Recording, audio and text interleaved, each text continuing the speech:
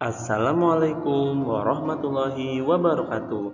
Hai, apa kabarnya anak-anak sahabat Mari Belajar Bersama? Semoga hari ini kalian semua dalam keadaan sehat, tetap semangat dan ceria. Pada video kali ini kita akan membahas materi di kelas 4, tema 8, daerah tempat tinggalku, subtema 1, lingkungan tempat tinggalku, pembelajaran 4. Tapi sebelum kita mulai pembelajaran pada pagi hari ini, mari terlebih dahulu kita berdoa. Berdoa dimulai. Berdoa selesai.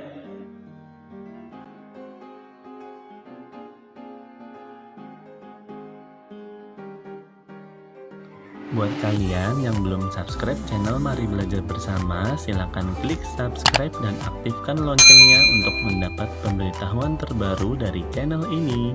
Jangan lupa tonton videonya terus ya.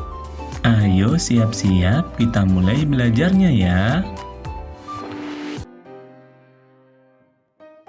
Anak-anak hebat, tujuan pembelajaran kita pada pagi hari ini adalah sebagai berikut. Perhatikan gambar berikut. Dayu dan Kak Gusti memiliki kegemaran olahraga berbeda. Dayu gemar bersepeda dan Kak Gusti gemar berlari. Keduanya sering berolahraga bersama. Bahkan terkadang Kak Gusti membonceng Dayu apabila kecapean. Dayu dengan senang hati membantu kakaknya. Keragaman karakteristik individu tidak hanya keragaman fisik, tetapi juga berupa keragaman kegemaran. Dayu dan Kakak Gusti, mereka memiliki kegemaran berbeda, namun keduanya dapat hidup rukun dan saling membantu. Bagaimana denganmu? Apa kamu juga memiliki kegemaran berbeda dengan anggota keluargamu? Ayo lakukan kegiatan berikut. Coba kalian buatlah tabel seperti gambar berikut. Lalu, catatlah kegemaran atau kesukaan dari anggota keluargamu. Catat semuanya dan laporkan kepada gurumu ya. Apa saja kegemaran anggota keluargamu? Lingkungan mempengaruhi kegiatan ekonomi penduduk. Tahukah kamu tentang kegiatan ekonomi? Ayo kita pelajari bersama-sama. Kegiatan ekonomi adalah kegiatan yang dilakukan oleh manusia untuk mendapatkan penghasilan, barang atau jasa tertentu dengan tujuan mencapai kesejahteraan dalam hidupnya. Berikut macam-macam kegiatan ekonomi. Yang pertama ada produksi. Produksi adalah kegiatan menghasilkan barang dan jasa. Orang yang melakukan kegiatan ini disebut produsen.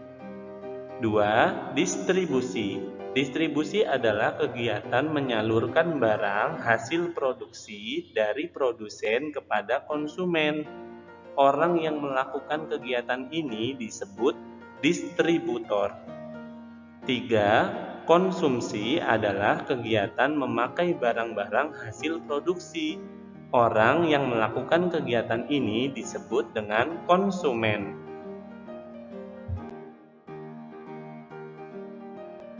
Coba kalian perhatikan gambar peta berikut. Gambar peta tersebut adalah gambar Kabupaten Tabanan. Tabanan merupakan salah satu kabupaten di Provinsi Bali. Kabupaten ini terletak di bagian selatan Pulau Bali. Daerah Tabanan didominasi oleh pegunungan dan pantai. Sepertiga wilayah Kabupaten Tabanan digunakan sebagai lahan pesawahan, sehingga kabupaten ini dikenal sebagai daerah agraris. Potensi keunggulan Kabupaten Tabanan adalah bidang pertanian. Sebagian besar mata pencaharian penduduknya adalah petani. Hasil pertanian di Kabupaten Tabanan berupa padi dan sayuran. Sayuran dihasilkan di daerah bertopografi tinggi seperti Batu Riti. Hasil sayuran digunakan untuk memenuhi kebutuhan hotel, restoran, dan supermarket di Bali.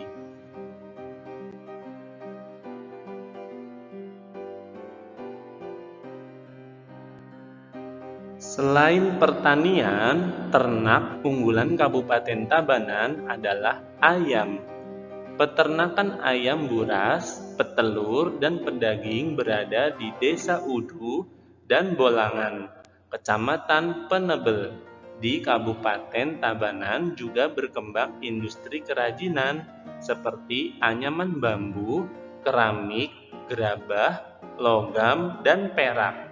Industri ini berkembang di Desa Pejaten, Kecamatan Kediri. Objek wisata di Kabupaten Tabanan juga berkembang pesat. Objek wisata tersebut antara lain Tanah Lot, Alas Kedaton, Bedugul, Ulun, Danau Berantan, dan Kebun Raya Eka Karya. Perkembangan objek wisata ini mendukung berkembangnya usaha jasa seperti restoran, hotel, dan penginapan.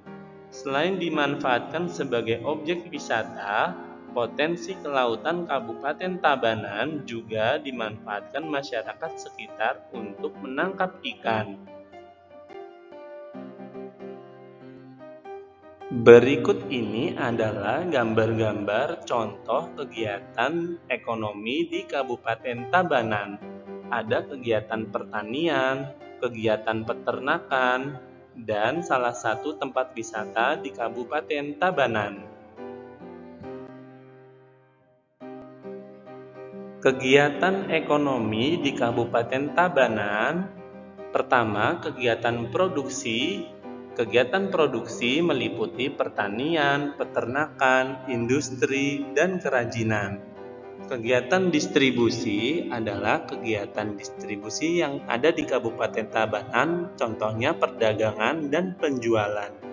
Kegiatan konsumsi yang ada di Kabupaten Tabanan meliputi pembelian sayuran untuk kebutuhan hotel dan masyarakat.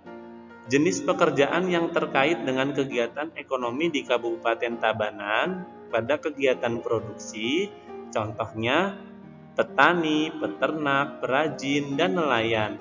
Sedangkan untuk kegiatan distribusi, contoh pekerjaannya adalah pedagang, sopir, kuli angkut, agen, dan petugas pengirim paket.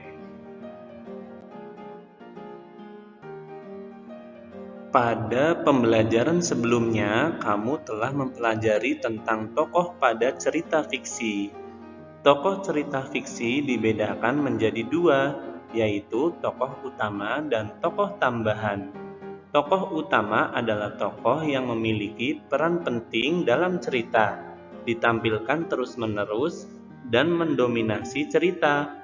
Tokoh tambahan adalah tokoh yang dimunculkan sekali atau beberapa kali dalam cerita.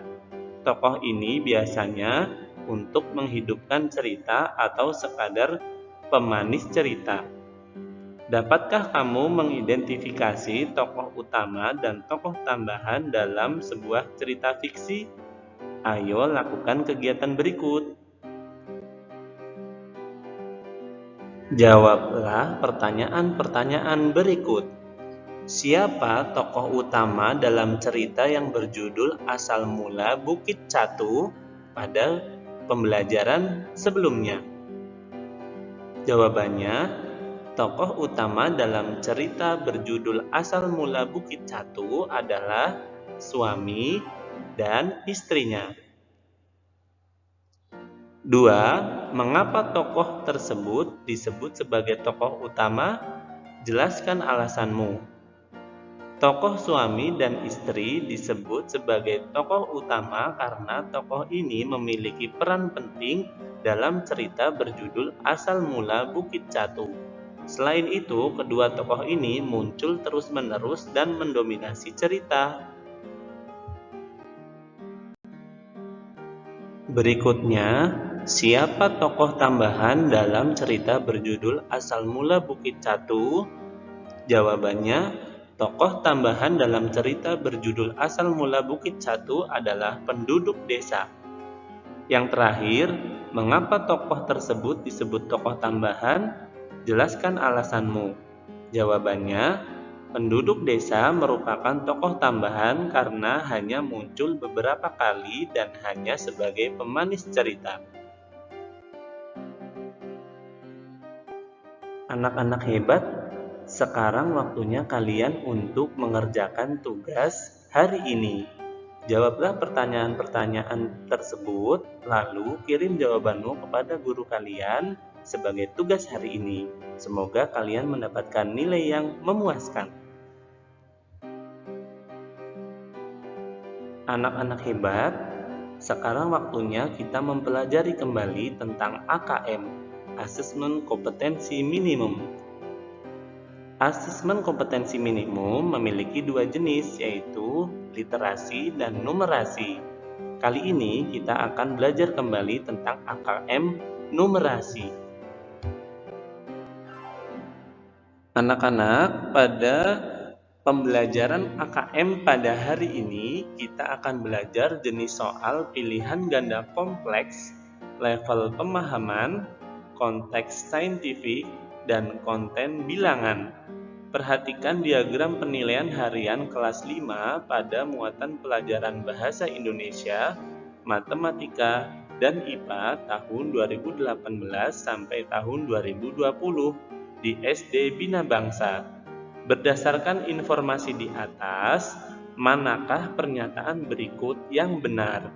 Kalian boleh memilih lebih dari satu pilihan jawaban yang benar. Ingat, ini adalah jenis soal pilihan ganda kompleks. Jadi kalian boleh memilih lebih dari satu jawaban yang benar. Coba kalian lihat pernyataan A, B, C, dan D. Pernyataan mana saja yang benar? Silahkan kalian amati tabel di samping. Nilai rata-rata siswa pada muatan pelajaran Bahasa Indonesia pada tahun 2019 mengalami peningkatan 10 poin dari tahun 2018. Coba kalian hitung. Ternyata benar, terjadi peningkatan 10 poin. Berarti jawaban A benar. Sekarang jawaban B. Nilai rata-rata siswa pada muatan pelajaran matematika pada tahun 2020 mengalami peningkatan 12 poin daripada tahun 2019. Coba kalian hitung apa mengalami peningkatan 12 poin? Ternyata benar. Berarti jawaban B juga benar. Nilai rata-rata siswa pada muatan pelajaran IPA pada tahun 2019 mengalami penurunan 20 poin dari tahun 2018. Coba kalian hitung, bandingkan nilainya, apa mengalami penurunan 20 poin? Benar. Sekarang jawaban D. Nilai rata-rata siswa pada muatan pelajaran Bahasa Indonesia pada tahun 2020 mengalami penurunan 9 poin dari tahun 2019. Coba kalian perhatikan. Nilai rata-rata muatan pelajaran Bahasa Indonesia tahun 2020 adalah 82, sedangkan pada tahun 2019 adalah 90. Penurunannya bukan 9 poin, melainkan 8 poin. Jadi, jawaban D salah. Sehingga pada soal ini kalian harus memilih jawaban A, B, dan C sebagai jawaban yang benar. Nah, adik-adik, sampai di sini pembelajaran kita tentang AKM. Nanti akan kita pelajari lagi pada video selanjutnya. Terima kasih sudah menonton video ini. Jangan lupa buat kalian yang belum subscribe channel Mari Belajar Bersama, silakan klik subscribe dan aktifkan loncengnya untuk mendapatkan pemberitahuan terbaru dari channel ini. Dan silakan klik like pada video ini ya. Jika video ini bermanfaat untuk kalian, silakan share ke teman-teman kalian melalui akun media sosial lainnya. Sampai berjumpa lagi di video selanjutnya. Wassalamualaikum warahmatullahi wabarakatuh.